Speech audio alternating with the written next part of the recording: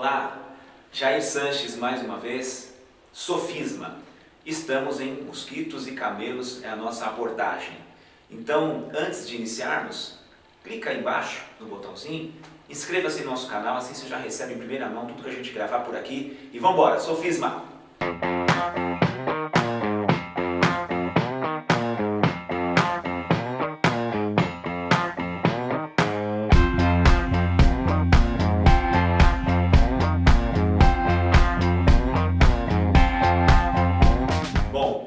Mateus 23 é o que dá base para esse lance de mosquitos e camelos, né? É aquela lógica que Jesus fala com o pessoal, que eles davam importância demasiada a coisas que Deus não dava. E eles passavam por cima de coisas que Deus não abre mão.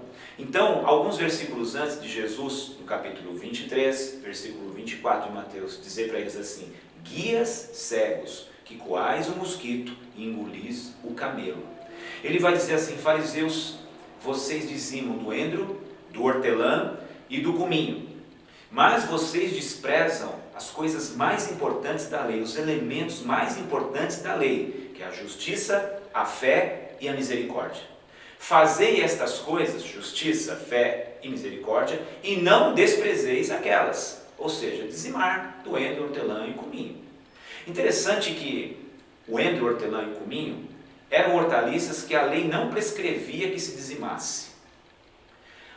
Jesus também vai dizer que os fariseus, naquela parábola de Lucas, capítulo 18, jejuavam 2 vezes por semana, normalmente as segundas e as quintas-feiras. Na lei, havia um dia anual de jejum, lá no Antigo Testamento, que era o dia da expiação, em que todo o povo jejuava. Então, assim, perceba que os fariseus faziam algumas coisas que eram acima do que a lei pedia, dizimavam além da lei, jejuavam além da lei. Mas existiam coisas práticas do dia a dia, do convívio relacional e tal, que eles desprezavam.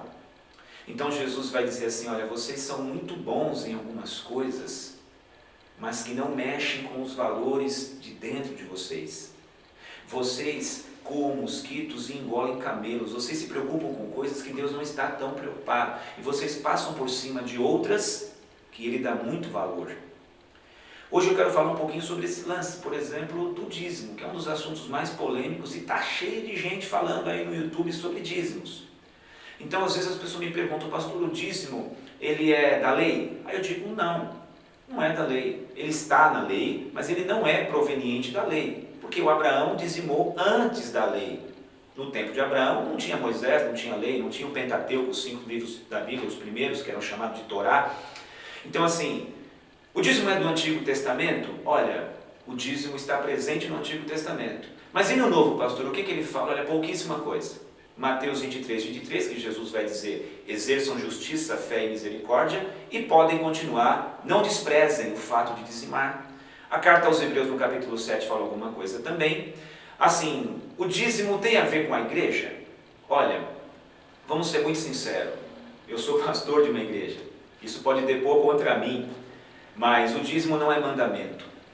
O dízimo não é mandamento da igreja cristã. Eu vou repetir: o dízimo não é mandamento para a igreja de Jesus. O que você pensa sobre o dízimo, pastor? Olha, eu penso no dízimo, no Antigo Testamento, praticamente tudo que foi mandamento, Deus vai falar que Jesus vai dizer e traduzir que era por causa da dureza do coração. Então, Deus ia por um caminho de pedir tipo o mínimo a eles, por causa da dureza do coração. Quando a gente vem para a nova aliança, quando a gente vai falar de dízimo, nosso coração já não é mais o mesmo de Israel, porque agora temos o Espírito Santo habitando, em tese, em nós. Então, em tese, não seria 10%, em tese seria 100%. Porque Jesus não foi à cruz para salvar 10% da nossa vida. E esses 10%, eles não mexem com a nossa salvação. Existem pessoas dizendo e interpretando Malaquias 3,10 como uma arma automática na cabeça das pessoas, né, dos membros da igreja, dizendo que se ele não der o dízimo, ele é ladrão. Aí faz uma ponte herética, absurda, com Coríntios 6, capítulo 6 da segunda carta aos Coríntios, dizendo sobre os roubadores, os devassos e tal, e diz que os roubadores não herdam o reino do céu, e se não dá o dízimo é ladrão. Isso é um erro de interpretação absurdo, grotesco. Malaquias está falando à classe sacerdotal de Israel. Malaquias não está falando com a igreja evangélica. Não dá para pegar Malaquias 3,10 e jogar para a igreja e dizer que o devorador... Gente, dízimo tem alguma coisa a ver com devorador e igreja cristã? Não, não tem. Eu aprendi há muito tempo atrás que se eu não dizimasse, um espírito chamado devorador ia fazer com que a minha geladeira quebrasse, meu carro quebrasse, eu gastar com remédio para as minhas filhas na farmácia, e o dinheiro não ia dar, ia entrar por um lado e sair por outro, a gente não vê. Tudo isso não tem nada a ver com a igreja cristã. Interpretação absurda. Eu li um livro chamado Gafanhotos do Inferno, de um pastor chamado Robson Rodovalho, que eu recomendo que você passe longe dele. Inclusive ele escreveu esse daí sobre os dízimos, escreveu outro também sobre a língua. Absurdos, heresias. Mas eu acreditei em tudo aquilo e mais naquilo que fui ouvindo em pregações e ensinos bíblicos. E aí eu chegava com meu dízimo no envelope na igreja por medo do devorador. Eu chegava com meu envelope na igreja porque o pessoal lia o Malaquias e dizia que Deus abriria as janelas dos céus. Então a minha motivação ao chegar com o dízimo é assim: toma, Senhor, porque a pregação e o livro e as pessoas dizem que se eu dizimar, o Senhor é que repreende o devorador, porque me disseram que eu poderia repreender todo o demônio pela autoridade do nome de Jesus. Mas o devorador, ele é repreendido mediante o dízimo. Eu acreditei nisso, gente. Você também acredita? Ou acreditava até hoje? O dízimo não tem nada a ver com devorador e tal. O que você pensa sobre o dízimo, pastor? Você é dizimista? Sou. Desde 1995, quando me converti. Continuo dizimista até hoje. Por quê? Porque eu amo a Deus. Agora, você dá o dízimo? Sim, entrego o dízimo. Dou o dízimo. E o que mais? Vai muito além do dízimo. Ainda existem ofertas, ainda existem ajuda, ainda existem situações, ainda existem alguns bens que eu dou para o reino de Deus, para aqueles que precisam, porque o Novo Testamento não é a dureza do coração que manda. O Novo Testamento é uma entrega total àquele que nos comprou, não 10%, mas toda a vida. Alguns lugares tratam o dízimo como um elemento de salvação. Outros tratam o sábado, a guarda do sábado, como um elemento de salvação. A nossa salvação vem pela cruz do Calvário, pelo sangue de Jesus, pelo sacrifício vicário.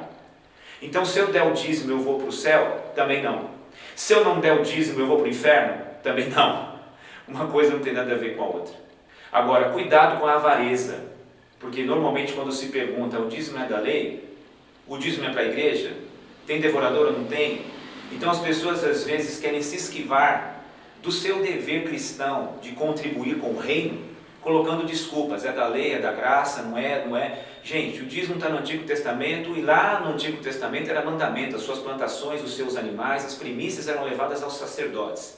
Os pastores não são mais os sacerdotes do Novo Testamento, como se entendiam os sacerdotes do Antigo. Alguns se acham, né? E querem receber tudo das pessoas e viver de uma forma ostentatória com os dízimos e ofertas dos irmãos. Então o dízimo não é para ostentação de pastor picareta, sem vergonha, que vai andar de carrão, morar em triplex, duplex, quadriplex, com dinheiro de gente aposentada, de gente assalariada, e o cara vai andar com um carro de 250 mil reais com dinheiro de dízimo. Isso é picareta. Se você está numa igreja que o pastor ostenta correntes de ouro, relógios Rolex, roupas caríssimas, mora num lugar de rei, de jogador de futebol, com dízimos e oferta, corre porque ele é um mercenário, ele é um bandido, porque o evangelho, os dízimos e as ofertas, é para a manutenção do reino, é para socorrer pessoas, é para sustento missionário dos que estão no campo, é para abrir novas frentes de trabalho, é para socorro de vidas e manutenção do reino. Se você está numa igreja também que o pessoal quer construir uma catedral gigantesca, enorme, aquela coisa maravilhosa, com mármore, porcelanato, com som de primeira linha, e a preocupação é só essa, e se esquece das pessoas. Então vamos dizimar, vamos ofertar, vamos fazer isso e aquilo, porque a gente quer construir uma sede maravilhosa, um local maravilhoso, para que o nosso Deus tenha um lugar digno para a gente cultuar. Deus cultua e Deus habita aqui. Por melhor ou maior ou mais luxuosa, suntuosa que seja o prédio, Deus não habita lá. Então nada contra construir um local, um templo para se cultuar. Mas se a gente for pensar em dízimo, e que a gente tem que construir essas mega catedrais, essas obras faraônicas para Deus, isso não vale para nós. Então o meu conselho, seja dizimista, seja um ofertante generoso, vai além dos 10%.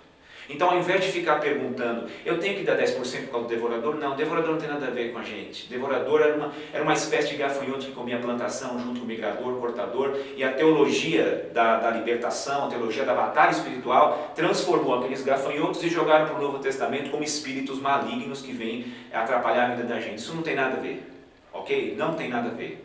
Então, assim, seja dizimista com uma consciência do reino de Deus. Seja dizimista e ofertante, além dos 10%, não porque Deus vai prosperar a nossa vida, porque a gente não é um bando de interesseiro. Seja dizimista e ofertante porque você quer ver o reino de Deus crescer.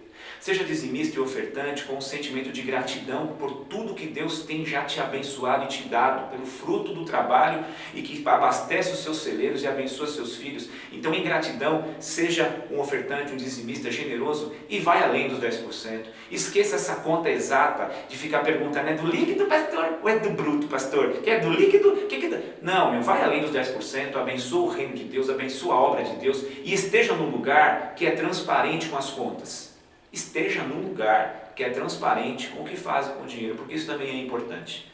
No mais, Deus te abençoe. Até o próximo episódio de Sofisma. Tchau, tchau.